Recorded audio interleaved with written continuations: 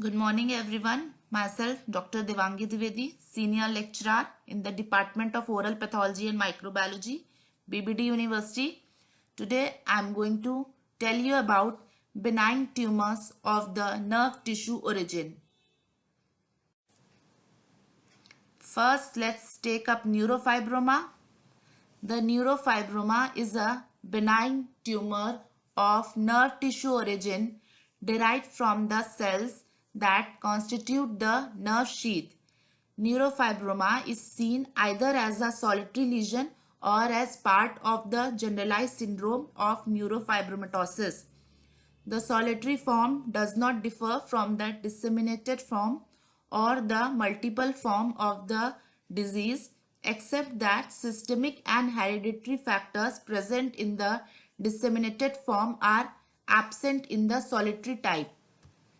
Next, coming to the oral manifestations, discrete non-ulcerated nodules which tend to be of the same color as the normal mucosa may be noted, usually occurring on the buccal mucosa, palate, alveolar ridge, vestibule and the tongue. Other cases exhibit diffuse masses of tissue which may involve the palate, buccal tissues and alveolar ridges and are composed of the same type of tissue as that seen in the isolated lesions. In addition, macroglossia due to diffuse involvement of the tongue is well recognized and has been reviewed by Ares and his associates. Next, coming to the histopathology. The neurofibroma exhibits considerable variation in histologic structure but is generally composed of a proliferation of delicate spindle cells with thin wavy nuclei intermingled with neurites in an irregular pattern as well as delicate intertwining connective tissue fibrils. Here we can see the histopathological picture. This is the surface epithelium. Here the nerve fibers with wavy nuclei are noticed. Collagen fiber forming bundle are seen. Certain mast cells are there and fibroblasts are also noticed. Next, let's take up neurolymphoma. The neurolymphoma is a rather common tumor accepted by most investigators today to be derived from Schwann cells.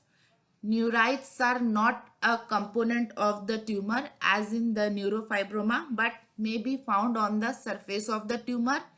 Tissue culture studies by Murray and Stout, who cultivated this tumor in vitro, lend credence to the idea of the Schwann cells as the source of origin.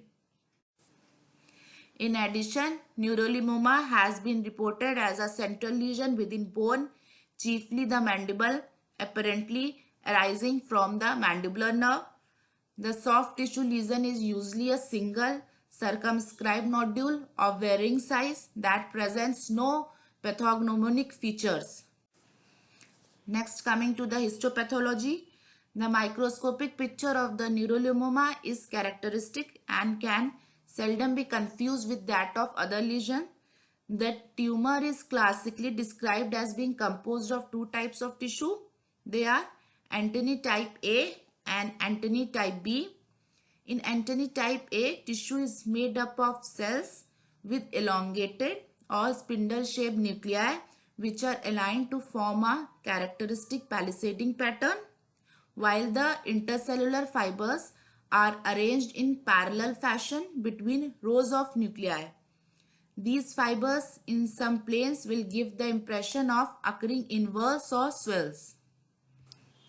In Antony type B tissue, it does not exhibit this characteristic palisading, but rather a disorderly arrangement of cells and fibers with areas of what appears to be edema fluid and with the formation of microcysts.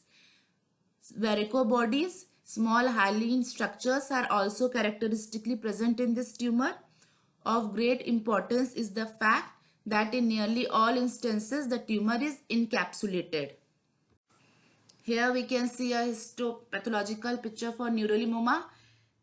Antennae type B cells, they have a palisading pattern. Varicose bodies are noticed here. Then antennae type B, we can see they are randomly or haphazardly arranged and does not show any characteristic palisading pattern. That was all. Thank you.